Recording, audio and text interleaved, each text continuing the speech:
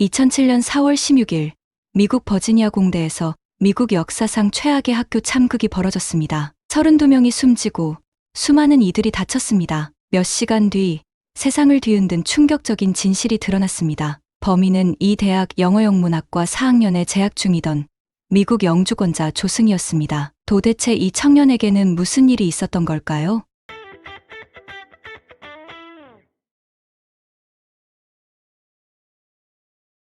그는 1984년 1월 18일 대한민국 충청남도 아산에서 태어났습니다. 그의 가정은 부모님이 평범한 노동자로 일하던 매우 일반적인 가정이었습니다. 누나가 한 명 있었고 가족은 가난했지만 정이 넘치는 집이었습니다. 다른 사람들의 눈에 비친 조승이는 말수가 적고 조용한 아이였습니다. 내성적인 성격을 지녔으며 남매가 커갈수록 집안 형편은 점점 더 어려워졌습니다. 그들은 사무실 지하에 있는 방을 월세로 얻어 생활하였습니다. 가족이 이민을 결심하기 전 부모는 집주인에게 이왕 이렇게 어려운 삶이라면 차라리 낯선 나라에 가서 새로운 환경에 도전해 보겠다고 말하였습니다. 같은 시기 지구 반대편에서는 경제 위기가 미국을 휩쓸면서 1992년 미국 역사상 100년 만에 최악의 폭동이 발생하였습니다. 이 폭동은 흑인에 대한 경찰의 폭력에서 비롯되었으며 분노한 군중은 시위를 넘어 상점을 부수고 물건을 약탈하기 시작하였습니다.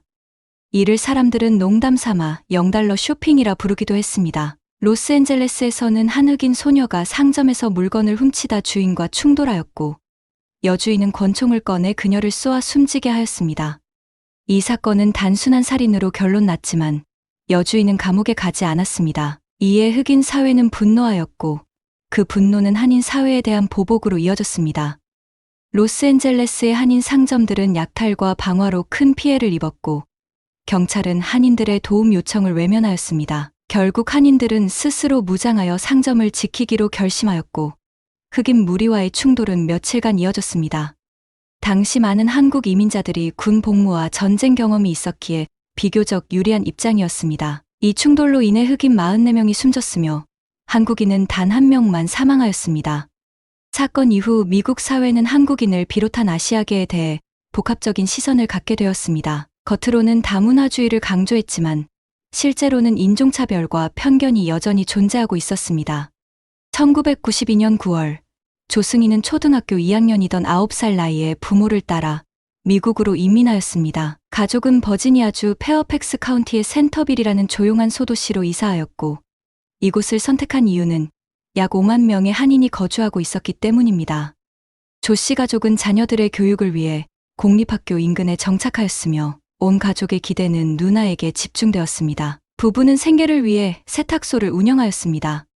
지역 내 다른 한인 가정들은 교회나 지역 모임을 통해 유대감을 나누며 서로 의지했지만 조 씨 가족은 그러한 활동에 거의 참여하지 않아 지역 사회에서도 존재감이 미미하였습니다. 1997년 조 씨 가족은 5년간의 절약 끝에 $14만 5천 집을 구매하였고 누나는 프린스턴 대학교에 진학하였습니다.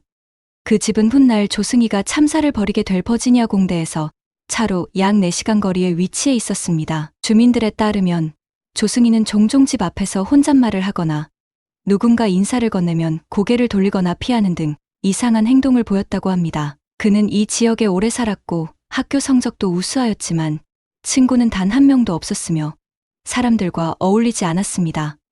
9살에 이민 온 그는 미국에서 태어나지 않았다는 이유로 정체성과 소속감을 느끼지 못하였으며 점점 모든 것에 무관심해졌습니다. 인종도 문화도 다른 사회 속에서 성장한 그는 점점 더 깊은 불안감에 사로잡혔습니다. 중학교 시절 조승이는 반에서 몇 안 되는 유색 인종 중 한 명이었습니다. 그는 수업 시간 내내 고개를 숙이고 있었으며 가끔 교과서를 읽거나 질문에 답하라는 요청을 받기도 했습니다. 하지만 그의 목소리는 너무 낮고 작아서 마치 동굴 속에서 나오는 소리 같았고 아시아식 영어 발음 때문에 친구들이 조롱했습니다. 이로 인해 원래 내성적이던 조승이는 더욱 마음을 닫고 타인과의 소통이나 교류에 소극적이 되었습니다. 부모 역시 그의 이상 징후를 인지하고 여름방학 동안 심리치료를 받게 하였습니다. 치료 중 조승이는 창문도 문도 없는 집을 많이 그렸습니다. 치료사들은 이러한 그림을 외로움의 표현으로 해석하였고 그가 선택적 함부증을 겪고 있다고 의심하였습니다. 이는 대표적인 사회 불안 장애로 심리적인 질환에 해당합니다. 단순히 말이 없는 것과는 달리 이 질환을 가진 사람은 극도의 불안 상황에서 자신도 모르게 말을 하지 못하게 됩니다. 말하고 싶어도 입에서 아무 소리도 나오지 않는 상태가 지속되는 것입니다. 이러한 상태에서 그는 2003년 버지니아 공과대학교에 입학하였습니다. 처음에는 경영정보학을 전공했으나 2학년 때 누나에게 작가가 되고 싶다고 말하며 영어영문학과로 전과하였습니다. 대학에 입학한 이후 그는 완전히 고립되었고 이상한 행동도 점점 늘어났습니다. 2006년 문학 수업 첫날 출석을 부를 때 조승희의 차례가 되었지만 그는 아무 말도 하지 않았습니다. 모든 학생이 이름을 서명할 때 그는 이름 대신 물음표를 그려 넣었습니다. 교수는 당신 이름이 물음표입니까? 라고 물었지만 그는 끝까지 말을 하지 않았습니다. 그는 당시 자신을 조승희가 아니라 물음표라고 주장하며 통화할 때도 그렇게 이야기하였습니다. 수업 중 그는 야구 모자에 선글라스를 착용한 채 맨 뒷자리에 앉아 있었으며 한마디도 하지 않았습니다. 토론에는 절대 참여하지 않았고 종종 이유 없이 화를 내거나 이해할 수 없는 말을 하였습니다. 또한 휴대폰을 이용해 여학생의 책상 아래를 몰래 촬영하기도 했습니다. 이로 인해 많은 학생들이 불쾌감을 느꼈고 결국 수업을 기피하게 되었습니다. 이후 학과장은 조승희를 해당 수업에서 제외시켰습니다. 그는 글쓰기 수업에서 2편의 연극 대본을 썼습니다. 제목은 리처드 맥비프와 미스터 브라운스톤입니다. 이 작품들은 교사를 해치는 10대 청소년들을 다루고 있으며 특히 계부를 폭행하는 소년의 이야기는 폭력, 음란함, 병적이고 기괴한 표현으로 가득 차 있어 교수와 동급생들의 주의를 끌었습니다. 이 대본들에 담긴 내용이 그 내면의 분노와 왜곡된 감정을 반영한 것이 아닌가 하는 의문이 제기되었습니다. 이는 새로운 심리 연구의 주요 자료 중 하나가 되었습니다. 그는 누군가 따뜻하게 인사를 건네도 단 한마디로만 반응하였습니다. 혼자 식당에 가서 식사를 하고 밤 9시면 잠자리에 들었으며 잠든 후에는 신음하거나 한숨을 쉬는 소리를 내며 새벽 전에 늘 일어나 컴퓨터 앞에 앉아 있었습니다. 룸메이트들과 대화하는 시간은 거의 없었지만 간혹 말할 때는 이상한 이야기뿐이었습니다. 대학 2학년 때 조승희는 자신에게 제리라는 여자친구가 있다고 진지하게 말한 적이 있었습니다. 그녀는 우주에 사는 슈퍼모델이며 우주선을 타고 다닌다고 했습니다. 그는 여자친구가 자신을 스팽키라고 부른다고 했지만 누구도 그 여자를 본 적이 없었고 실제로 존재하지도 않았습니다. 추수감사절 연휴에는 룸메이트에게 전화를 걸어 자신이 러시아 대통령 블라디미르 푸틴과 함께 노스캐롤라이나에 있다고 말했습니다. 그는 자신과 푸틴이 모스크바에서 함께 자란 친구라고 주장하였으며 그의 취미는 슈팅 게임인 카운터 스트라이크를 즐기는 것이라고 말했습니다. 그가 가장 좋아하는 음악은 미스터 빅의 노래 샤인이었으며 그 가사를 기숙사 벽에 적어두기도 했습니다. 그는 이해할 수 없는 행동을 계속하였습니다. 기숙사에 불을 지르기도 했고 룸메이트의 여자친구를 따라다니며 자해 행동을 하기도 했습니다. 6인실 기숙사에서 그는 이상하고 외로운 삶을 살았습니다. 버지니아 공대 전체 2만 명이 넘는 학생들 속에서도 그는 철저히 고립된 채 지냈습니다. 그가 왜 총기를 들고 캠퍼스를 공격하게 되었는지에 대해서는 몇 가지 가설이 있습니다. 일부는 4학년 시절 글쓰기 수업을 계기로 작가라는 새로운 꿈을 품었지만 그는 반복되는 실패와 세상에 대한 분노 속에서 극단적인 결정을 내렸다고 추정합니다. 일부 경찰은 범행의 동기를 감정적인 문제에서 찾고 있었습니다. 조승희가 19세의 에밀리라는 여성과 사랑에 빠졌지만 버림받으면서 사건이 시작되었다고 본 것입니다. 그러나 조승희의 룸메이트는 그에게 여자친구가 없었다며 이를 부인하였습니다. 에밀리의 룸메이트 또한 에밀리가 조승희라는 인물을 언급한 적이 없다고 말하며 두 사람은 서로 알지도 못했고 연인 관계의 일이 없다고 밝혔습니다. 어쨌든 구체적인 범행 동기는 여전히 밝혀지지 않았습니다. 다만 2007년 초부터 그는 이미 범행을 준비하고 있었습니다. 버지니아 주법상 한 사람당 한 달에 한 자루의 총기를 구매할 수 있었기 때문에 그는 2월과 3월에 각각 권총 한 자루씩을 구매하였습니다. 2007년 4월 버지니아 공대에는 2차례 폭탄 테러 협박이 접수되었고 이 폭탄 협박은 조승희가 실제 테러에 앞서 학교의 대응 시간과 대처 능력을 시험하기 위해 보낸 것으로 추정됩니다. 그리고 2007년 4월 16일 아침 조승희는 자신만의 살인을 시작하였습니다. 그날 아침 조승희는 여전히 자신의 기숙사 방에 있었습니다. 그는 일찍 일어나 세수를 하고 항우울제로 보이는 약을 복용하였습니다. 이후 그는 캠퍼스 내의 남녀 공용 기숙사로 향했고 그곳 4층에서 19세의 에밀리를 찾아냈습니다. 두 사람은 말다툼을 벌였고 조승희는 격한 언성을 높이며 그녀에게 고함을 질렀습니다. 당시 22세였던 라이언 클라크가 상황을 중재하려 했지만 기숙사 안에서 총성이 2차례 울렸고 두 사람은 현장에서 즉사하였습니다. 조승희는 즉시 사건 현장을 떠났으며 오전 9시 무렵 MBC 방송사로 이메일을 보냈습니다. 그 안에는 43장의 사진과 23페이지 분량의 편지, 그리고 사전에 녹화된 27개의 동영상 파일이 담겨 있었습니다. 그가 보낸 편지는 혼란스럽고 이해하기 어려운 내용이 많았습니다. 내가 두 번째 선택이 되기를 원하지 않았으며 너희가 나를 외면한 것이라며 피해 의식을 드러냈고 어릴 적 집이 그렇게 사랑이 넘쳤다는 기억은 없다고도 말하였습니다. 어떤 부분은 문맥도 맞지 않고 의미도 모호하여 정확한 해석이 어렵습니다. 일부 내용에서는 자신이 쓰레기를 먹도록 강요받는 등 전체적으로 편지에는 분노가 가득하였고 동시에 매우 당황스럽고 불안정한 내용이 담겨 있었습니다. 대학 측은 기숙사에서 총격이 발생하자 경찰에 수사를 요청하였으나 경찰은 이를 단순한 개인 간의 사적인 문제로 판단하고 범인이 캠퍼스를 벗어난 것으로 보았습니다. 이에 따라 대학은 공식적인 경고 조치를 하지 않았고 학생들의 대피도 이루어지지 않았습니다. 대부분의 학생들은 아침에 총격 사건이 있었는지조차 알지 못한 채 평소처럼 수업에 참여하였습니다. 그러나 조승희는 캠퍼스를 벗어나지 않았습니다.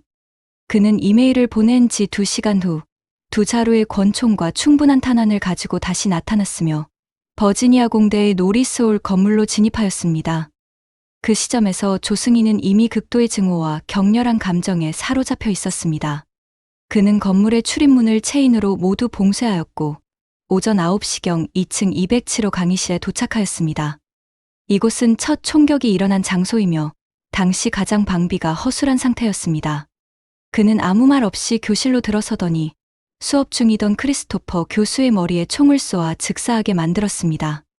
이후 그는 학생들을 향해 총을 겨누었습니다. 학생들은 비명을 지르며 도망치려 했지만 조승희는 끊임없이 총격을 가하며 교실 안 사람들을 향해 무차별적으로 발포하였습니다. 이 교실에 있던 25명 중 21명이 총에 맞았습니다. 그는 교실을 나갔다가 몇 초 후 다시 돌아왔지만 생존자들과 부상자들이 문을 막고 있었기 때문에 안으로 들어가지 못하자 문을 향해 총을 몇 발 더 쏘고는 자리를 떴습니다. 옆 교실에서도 총성과 비명소리가 들리자 사람들은 위기를 감지하고 창문을 부수고 건물 밖으로 뛰어내리며 탈출을 시도하였습니다. 일부는 부상을 입었지만 목숨을 건질 수 있었습니다. 교수 리비우는 학생들이 창문으로 탈출할 수 있도록 하기 위해 자신의 몸으로 문을 막아섰고 결국 문을 관통한 총에 맞아 숨졌습니다. 조승희는 각 교실의 문을 확인하며 문틈이나 구멍을 통해 총을 쏘았으며 학생들은 유리창을 깨고 끊임없이 아래로 뛰어내렸습니다. 경찰이 오전 9시 45분경 현장에 도착했을 때 조승희는 이미 80발에서 100발 사이에 총격을 가한 상태였습니다. 경찰이 건물을 포위하기 시작하자 조승희는 자신의 관자놀이에 총을 겨누고 스스로 생을 마감하였습니다. 총격 당시 그와 경찰 간의 교전은 전혀 없었습니다. 한국계 남성이 학생과 교직원 32명을 살해하였습니다. 이 사건은 최소 17명의 부상자를 남긴 미국 역사상 최악의 학교 총격 사건으로 기록되었습니다. 사건 발생 몇 시간 후 오후가 되어서야 사망자 수와 범인의 신원이 공식 확인되었습니다. 같은 날 부시 대통령은 생중계 담화에서 미국 사회 전체가 충격과 슬픔에 잠겼다고 발표했으며 다음 날 희생자 추모 행사에도 직접 참석했습니다. 추모식에서는 캠퍼스 광장에 33개의 풍선과 묘비, 그리고 33번의 종소리가 울려 퍼졌습니다.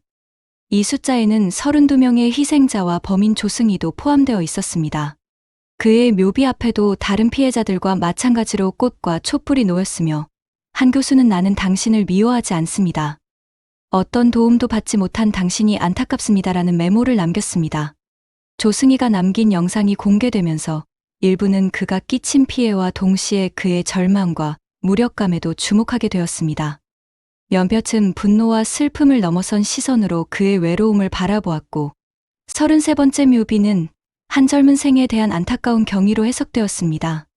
조승희 영상에는 증오에 찬 발언이 가득했지만 누구를 겨냥했는지, 무엇을 위해 행동했는지 구체적인 설명은 없었습니다. 사람들은 그의 삶의 파편들을 통해 사건의 진짜 동기를 추측할 수밖에 없었고, 전문가들 역시 그가 심각한 정신질환을 앓았다고 판단했습니다. 영국 타임즈는 조승희의 사진이 한국 영화 올드보이의 장면을 패러디한 것이라고 보도했습니다. 조승희는 자신이 복수만을 원하며 감정이 없는 외로운 인물이라고 말했고, 이것은 내 자녀와 형제자매를 위한 것이라며 모세처럼 우리 민족을 이끌겠다고 주장했습니다. 이 발언은 한국 사회에서도 다양한 해석을 낳았습니다. 일부는 그가 인종차별과 따돌림 속에서 자란 피해자라고 보았습니다. 이번 사건으로 무고하게 목숨을 잃은 모든 희생자분들께 깊은 애도의 뜻을 전합니다. 생존자분들께서도 부디 트라우마를 잘 이겨내셨기를 바랍니다. 오늘의 이야기는 여기까지입니다. 관심 주셔서 감사합니다. 영상이 마음에 드셨다면 구독, 좋아요, 알림 설정 부탁드립니다.